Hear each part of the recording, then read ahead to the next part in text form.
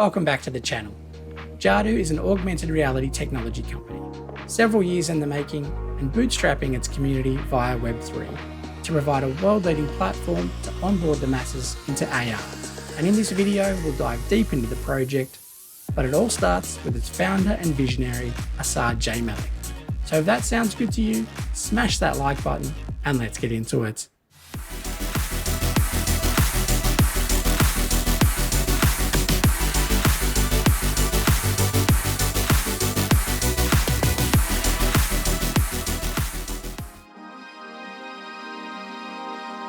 My name is Asad J. Malik. I'm an augmented reality director based out of Los Angeles. I'm from Pakistan. I was born in a town called Attribution, grew up in another town called Kira. My early interests were in technology. I've been making websites and programming since I was 11. I ended up going to school in Bennington College in Vermont. Very soon I was kind of the tech kid in the art school. I'd come to this country with a Silicon Valley dream. So eventually I decided to go to San Francisco, and I found myself suddenly being the art kid in the tech world. I tried the first augmented reality headset at an architecture firm. Immediately, what I saw in it was the potential for narrative work. I collected some money over the summer, making a bunch of websites, bought a Microsoft HoloLens, and just started making a bunch of projects out of my dorm room. We had pushed out 2 projects, one at the Sundance Film Festival, one at the Tribeca Film Festival, and both of them were the most elaborate narrative-driven AR project that had existed to that point, and we'd built quite a name for ourselves in the industry. So when I was graduating, Verizon gave us $1 million to build them a bunch of educational VR stuff. We worked with Serena Williams on it. So when I came to LA, I had $1 million worth of projects ready to go, and that's when we started building Jadu in the background. Cultural augmentation is when you can bring a hologram of a person in a space that they wouldn't be able to inhabit in real life. It challenges people by forcing them to share presence with ideologies and humans that they otherwise wouldn't cross paths with. Our work is focused at using augmented reality to bridge the divides caused by physical barriers such as walls and borders. In Terminal 3, the viewer steps into the shoes of a US customs officer to interrogate a hologram of someone who appears to be a Muslim. We use DepthKit as our capture technology to allow us to shoot volumetric video using a DSLR calibrated to a depth sensor. The viewer can actually use their own voice to ask holograms questions with answers that are pre-recorded. Each hologram's story is told using a complex branching narrative that the viewer can navigate through. You can ask the holograms questions like if they've been associated with the Taliban, or you can ask intimate questions like, what's your relationship with the moon? We use Unity to build the interactive game mechanics of our story. The hologram starts off very abstracted, and as the viewer asks questions and gets to know the story, it starts to appear more realistic. Terminal 3 really showcases the presence that AR enables. By the end of the experience, you will have shared moments of great personal intimacy with a hologram. We took a project called A Jester's Tale to Sundance in 2019. It was one of the first projects that was on the Magic Leap headset. With that project, I decided to go pretty extreme. The first thing you see is a CAPTCHA test. It says, prove you're not a robot. All the exercises started becoming more and more elaborate and got to a point where the whole experience was this reverse Turing test of you trying to prove your humanity to a machine. You would see this kid sitting on the bed. The kid would ask you questions, would try to become your friend. The child brings out a rat cage, and there's one rat that's outside the cage, and the child asks you to help him open the cage so that the rats can reunite. When you do that, the rats, instead of coming out to their friend, they all actually kill their friend. You suddenly become responsible for killing the rat. The last thing that happens in the experience, coming back to the Turing test, the rats decide that they're going to kill either you or the boy, and it's your decision. And in that moment, we do this really crazy thing where a physical window opens inside the wall of the set in which sits the real physical child actor, and he's there to listen to your final decision. The end moment for me was to explore this dichotomy between man and machine. AI versus human. I didn't even consider the human versus human element, which became so important. We had around 80% women say kill me and 80% men say kill the child. We'd built some crazy AR that was really compelling, that got people to cry, that got people to write about us and give us awards and teach about us. But none of the platforms understood its value. Like Microsoft, Magic Leap, like all these people, they wanted family-friendly Pixar content but that's not how new mediums develop. New mediums don't develop from some mainstream family-friendly content. They develop from the rawness of like some new artists like really exploring the medium, And I was like, we have to build our own platform at some point. The moment I graduated, I was like, all right, this is starting now. And moved to LA, took that $1 million from Verizon, put it to building their projects, but also used it to hire a team. And on all of our free time, we just started building Jadu. And the idea was eventually just the largest consumer content AR platform we can build. What are the first steps? The first steps we took, we said, we're going to use volumetric holograms because that's what we were familiar with. And we're going to make that for TikTok. And we're going to record videos of different artists performing 15-second dances, and people are going to use that on TikTok. And we started doing that at the start of the pandemic. We ended up working with people like Lil Nas X and Vic Mensa and a bunch of artists. And that's when I got introduced to the music industry as well. So, we were finding some success with it, but volumetrics was pretty limited because you kind of had to record it. It was expensive. And volumetrics, just a real quick. Yeah, so volumetrics basically is, there is a technique called photogrammetry where if you take a lot of photos of something, you can make a 3D model out of the photos. Volumetric is a more complicated version of that where you can do that, but 24 frames a second. Okay. So you get a 3D realistic moving video. Got it. And so you can walk around an avatar or character and it's completely realistic. It's actually very impressive and very expensive and very, very heavy. Like we were capturing like multiple gigs of data per second. Wow. And it was going through these massive Microsoft servers, and it was a very high tech thing. The rendering costs must be wildly expensive. $100,000 a day to work on that stage. Yeah. So still a little prohibitive. That model was hitting limits. There's just not, if the video is not going to be interactive, there is just so much you can do with it, and it's so expensive to produce. So we knew we had to take the next step. We had built a name, we had a brand, we had worked with big artists. We had to take a next step. Obviously, the Beeple sale happened, then Mac and Grimes did their drop on Nifty Gateway, and I was very involved. That was my first NFT. Actually, I bought that while that sale was happening, and like Mac was on our team. And so what happened was I just made a music video for Nadia from Pussy Riot.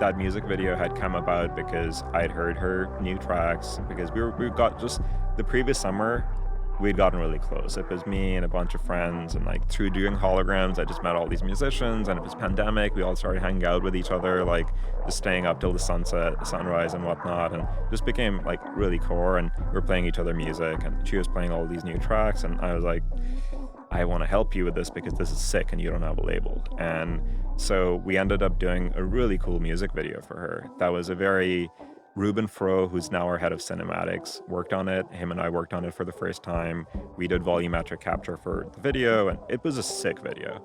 And it was my only music video I've directed. And it was the day before release, and NFTs are blowing up. Everyone's talking about them. And Nadia and I are like, should we just drop this as an NFT? I mean, we have it. It looks sick. It's so unique. Like, it's a unique production process. There are so many points about it. And then it was like, but climate, people are saying these things, and this is happening on Twitter, and like, is this really a moral thing to do? We're both people that, our careers have always been very considerate. We consider like the social implications of things, and we were both like scratching our heads. And I came to the conclusion one day before her that I was like, this is a good idea. And I wrote to her, I'm like, all right, my vote is we do it. And like, you take a full day to think about it. And after calling a bunch of people and stuff, we were both like, all right, we're dropping this. Jin hosted a room for us. That's when I met Farouk and Amir and all these people. And we got on this Clubhouse room and we talked about this video and everyone got so excited. Pussy Riot's entering the space. The video is so innovative. Amir bought it for $500,000. Yeah. And it's still the most expensive music video ever sold as an NFT. Yeah.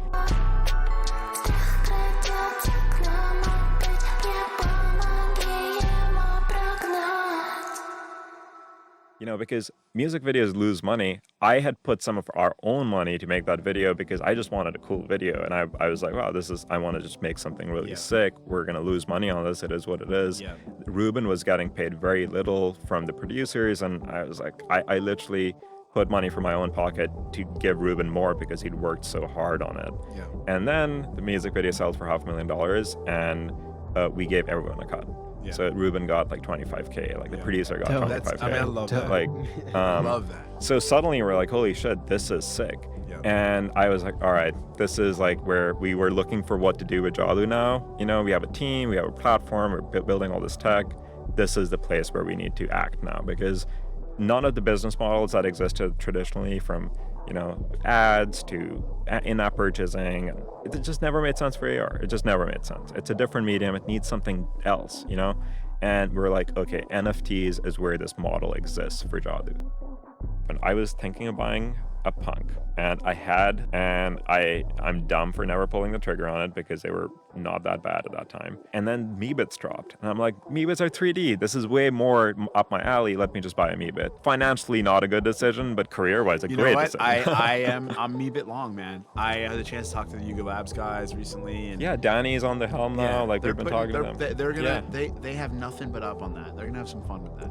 I minted a Meebit and I got the 3D files and sent it to our team. And I was like, all right, guys, let's put this in AR and make it playable. So there's a joystick on the screen, you can move it around. And really the idea was like Meebit owners will be impressed to see it have this kind of utility. We post a video on Twitter, it's probably going to go viral. People are going to be excited to see Meebits actually doing something interesting. And I sent it to our team and we started tweaking and started kind of messing with a Meebit running around in AR. And it really clicked. And the reason it clicked was because we had always thought of AR as a first-person medium. You are the character, we're augmenting your world, you're looking around at your world. But now it was a third-person medium because you had a character you had to control in the world, right? And that's actually a very significant change because one of the big problems with AR is like mobility. You have to move around and look around. Like you can't really do much with AR sitting on a couch. It just doesn't work, you know? But if you add a character in it, suddenly your mobility is 2x. Not only can you move around in space, but you can move around a character in relation to you in space. And suddenly all these possibilities of what can happen with this format immediately emerged. So we made a cool video of Meebit running around, posted it on crypto Twitter. I got my Meebit and I gave it to someone in the company. I was like, go follow all the Meebits, send them DMs, get everyone excited. We're pushing this out. And we just started like this grassroots, like literally DMing people being like, oh, this is a sick thing you can do with your Meebit. Send out your file. We'll do something cool with it. Like it's very much like that. And because the whole thing with how our team works has been quick, like just get it out, just get going on it. Don't like try to overcomplicate it, you know? Then we're like, all right, we're going to release the app. People are going to connect their wallet and they're going to be able to play with their Meebit. Now, what can their Meebit do? Why don't we create an asset that the Meebit can use and sell the asset? Because conceptually speaking, you know, people talk about interoperability. They talk about, you know, game items you can use. No one's actually done that where you can buy an asset and go use it somewhere, you know? I was like, let's make something that can't exist in the physical world. Let's make like a jetpack or something and fly it around the Meebit. And we ended up making the jetpack, which was also, you know, very quick. So we hit up Voxel Bunny. Voxel Bunny made 3 jetpacks. They looked epic. But we did a classic, a pro, and the third was like, who do we collab with? And I hit up Trippy, and the idea was Trippy was going to find us someone to collab with. Yeah. Why don't we make you the artist? Like, you're behind all these projects helping out. Why don't you become the brand here? Yeah. Because Trippy is also such a general thing. People have Trippy traits on every collection. He's like, all right, let's do it. Jadu has been building for several years as an AR technology company, well before NFTs blew up during the pandemic. They have raised over $45 million and still have $30 million sitting in cash, providing a long development runway for their over 50 staff to build out their project. They are targeting millions of players by harnessing and gamifying their in-house AR technology, utilizing advancements in LiDAR, geospatial technology and camera tech in modern-day smartphones. 83% of the world's population now owns a smartphone, so the total addressable market for Jadu is huge. And the Jadu AR app is poised to introduce many users to Web3 for the first time. If you imagine the success of Pokemon Go, mix it with the cult-like following of geocaching and match it with the randomness of an immersive and gamified voice-enabled chat app and throw in a pinch of TikTok virality, you have the makings of the Jadu app. It will be free to play and over time have several play modes. It will also act as a base technology for others to build on, such as the power of Web3 interoperability. We are building a game world. A game world is a world that has its own rules and has its own physics and, constraints and ideas of what can happen within it, what cannot. And we're building this game world on top of our physical world, so it has a very direct relation to it. And the key thing about this game world is that it has a lot of virtual items in it that are actually owned by the people that play it. I really dove deep into it because the one thing we were missing in AR was a business model. And I'd never attempted one because I knew none of the ones that existed at that point made sense. So we had never monetized anything we'd built at this point. We were raising money, taking it to festivals. Maybe we would charge a licensing fee sometime somewhere, but really we were not truly monetizing our projects. And once this started to happen, it made sense that it was time for us to kind of figure out what it looks like to use some of these Web3 oriented concepts to allow AR to actually be a mainstream, big, sustainable platform. Because, AR is a really special platform, in my opinion. It interfaces with our world really directly. Once you have room scale AR and then you have world scale maps and, a persistent layer. And once you have incentive systems on top of that, you're really dealing with people moving on the physical planet, going from one place to another, and it just affects things so directly instead of online or in another game world that I think it's a really critical medium, actually, which I think it's really critical that people participate in it, also own it, and play a role in how it works and how it functions and how it operates.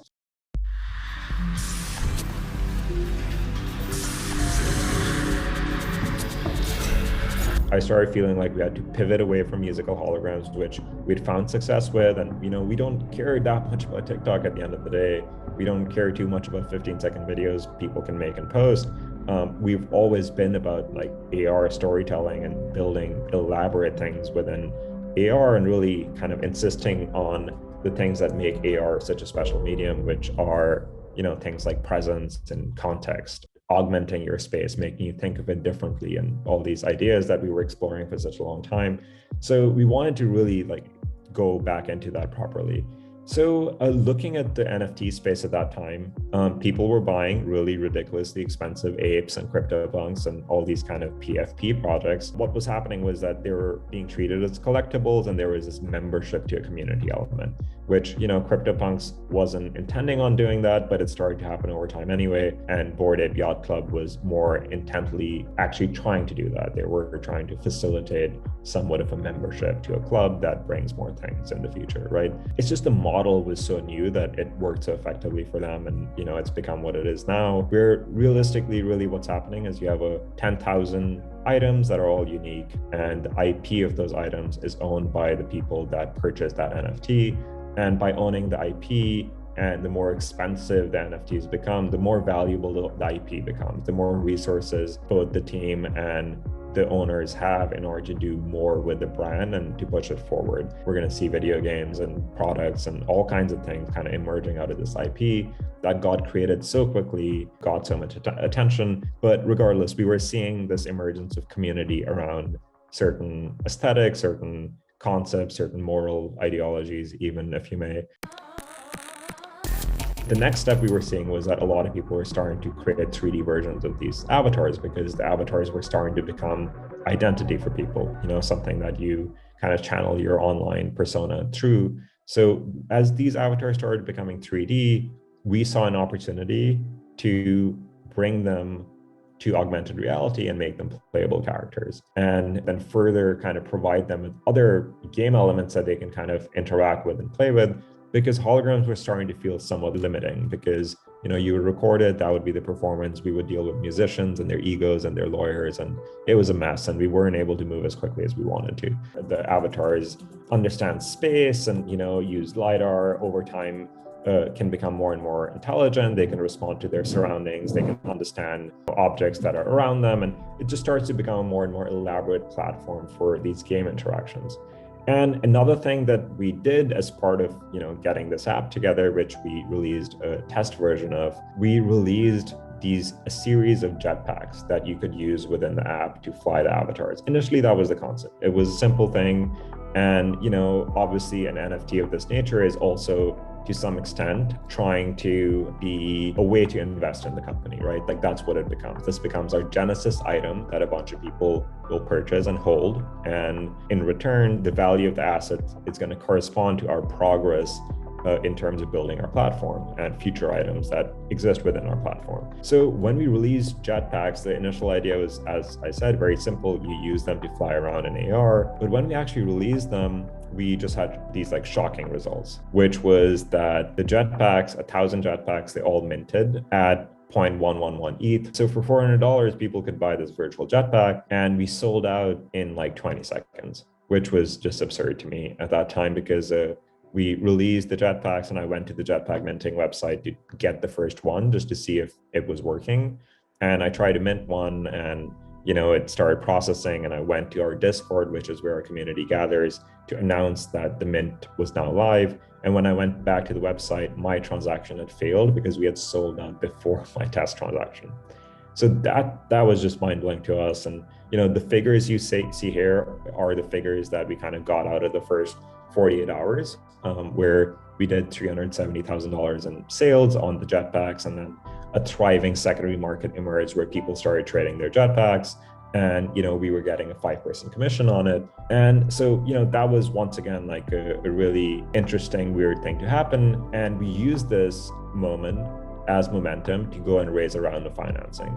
So this is really when we raised a proper round of financing for Jadu, the company building this AR game world. And so we raised $7 million. The money came from a bunch of crypto-oriented firms. It came from a bunch of more consumer product-oriented firms as well. We tried to include a bunch of entertainment industry people in it as well, because there is obviously that element to it. So now Snoop Dogg and Lewis Hamilton, and Coinbase and General Catalyst, and a very wide range of investors, Ashton Kutcher and Gaia Series, Sound Ventures. So we were able to raise a really significant round, leading off the success of our jetpacks to build this kind of world scale AR gaming platform.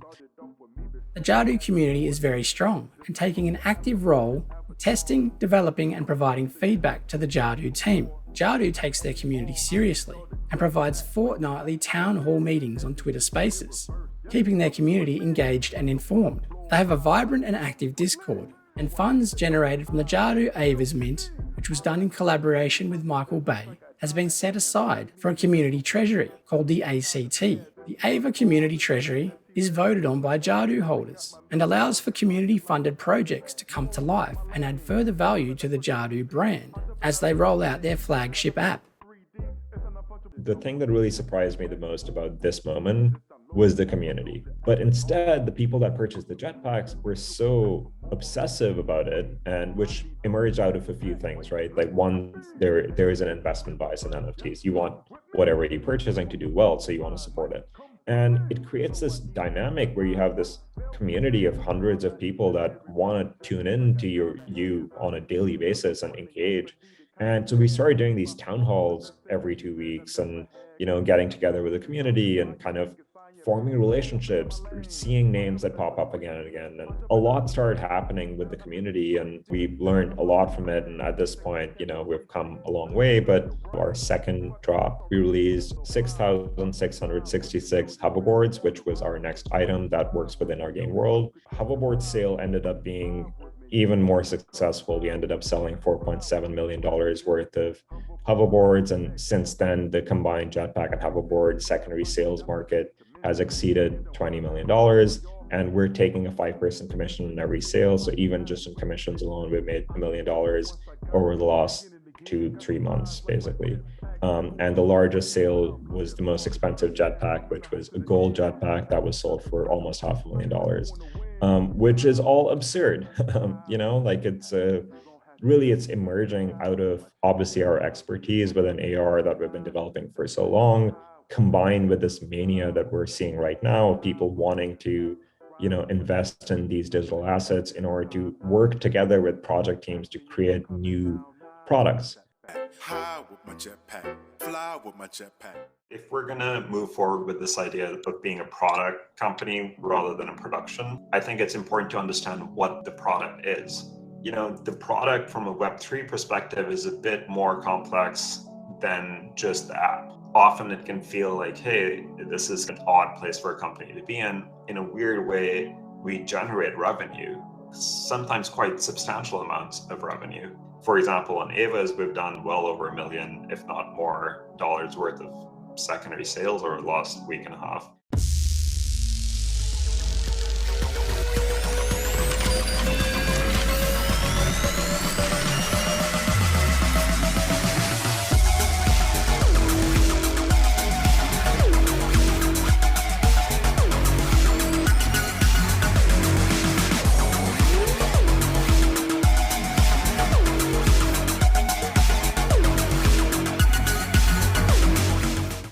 Very interested to hook up with entrepreneurs like yourself because you're introducing me to a new world. As a kid, I liked world building myself. Why I was interested in hooking up with Jadu is because I'm trying to learn this Web3, and I really do believe AR is a real wave of the future. I'm a filmmaker and I'm a storyteller and I build worlds, and it's a place where people can come into a world that I build, a 3D space that they can move into. I can give some story ideas, then they can help me change the story, and then I could change the story a little bit, and then they have to keep doing it so they can help me build the story. I think Web3 and Metaverse and all these are, at the end of the day, like kind of marketing terms, you know what I mean? Right. And like often when you give something a term, it starts to define some culture and a movement and Right. the ethos around it. Right. There are a lot of good reasons why a lot of normal, reasonable people are not interested. Yeah. But the opportunity at the same time is so significant. It's like, the way I think of it is you get to build both economic systems and other forms of like community participation systems, Right. and you get to iterate on them very quickly, Yeah. rapid iteration, and you can arrive at very new things with that.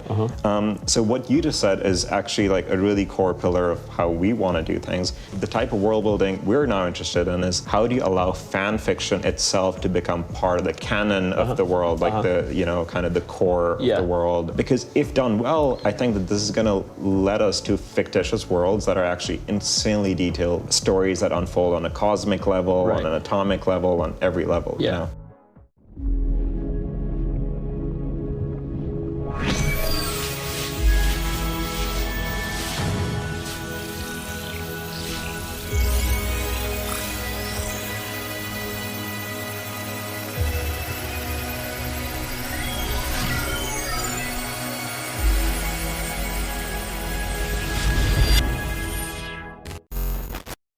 Our product, which is the app, is not out in the market yet. These are the three things that we're currently doing, right? There is this hype and myth that we create around a certain asset, which includes everything from the story to the lore to the cinematics to the reveals to the town halls to the community, the way things are run, to the giveaways.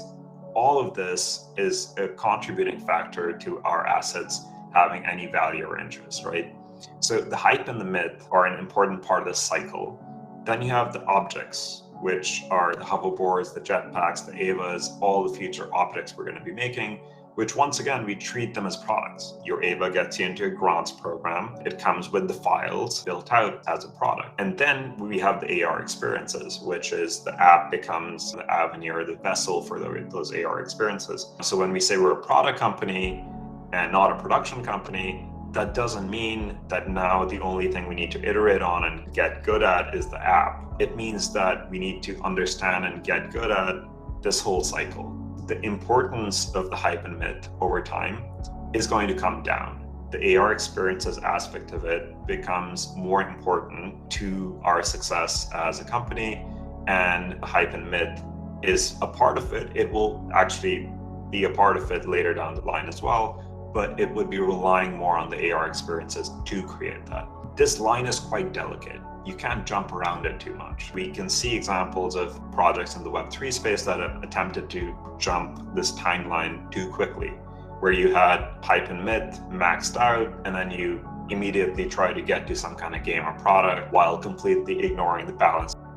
The vision is something that has to be somewhat universal. It has to be not something we change every couple months. The vision of Jadu is to shape augmented reality as a medium of human expression. I think the important thing with shape is that there is certain humility in it. We're not building all of AR. Where we are sitting here when it comes to shaping this is as a medium of human expression. We're not here shaping augmented reality as a technology. Our purpose is the medium. And why is it linked as a medium, and why is human expression important? Because we're treating it as an artistic medium. The beauty with having a vision statement like this mapped out is whenever we come up with a new idea or something we want to do, we want to ask ourselves, is that going to help us further AR as a medium of human expression? It is just a description of a product cycle that we talked about at the start. So create a myth that uses AR to convert a digital object into real world value. You might say we did this already with AVAs, right? Like we created a myth around an object, we created the digital object, and now it has real world value. People are spending a couple $100s per AVA. The difference is with what we're stating here is we want to do this exercise over the next 3 months where we create some digital objects as part of our world that are free to begin with, but they still have real world value on the secondary markets. This is going to be a great way for us to prove that whole loop. So the concept would be that we build some hype and myth using our tools such as cinematics and trailers and everything that comes with that, and world building and story and framing and art, all that kind of stuff. And then we build an augmented reality experience or a series of experiences which people will participate in. It will lead them to an object that they will get through doing the experience, which is free, but will be designed in a way that it has value on the secondary market for people to want to trade it.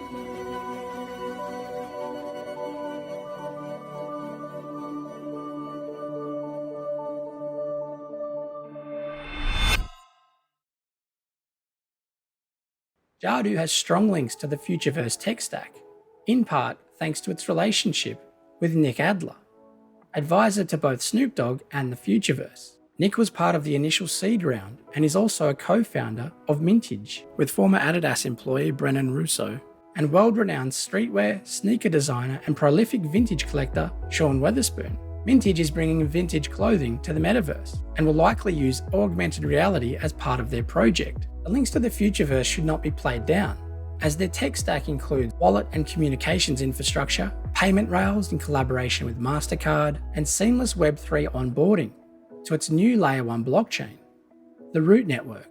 New users can harness the power of Web3 tech without even realizing they're using it. It's as easy as logging in with webmail. No private keys or seed phrases to worry about, but advanced users can take custody of their assets anytime they choose. It was also interesting to note that Jadu themselves participated in a seed round in Walker Labs, the team behind Crypto Walkers, and their open play world and first-person shooter game, Battlegrounds.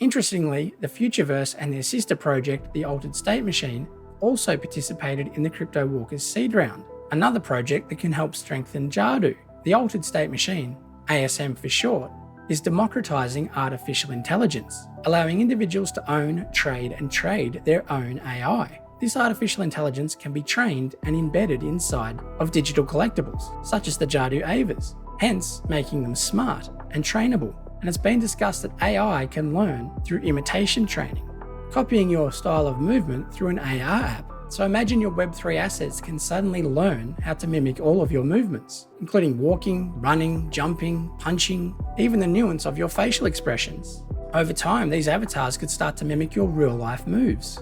The augmented reality tech of Jadu, combined with the altered state machine's AI, could usher in a whole new genre of immersion in gaming, the likes the world has never seen before. It's an exciting prospect to say the least.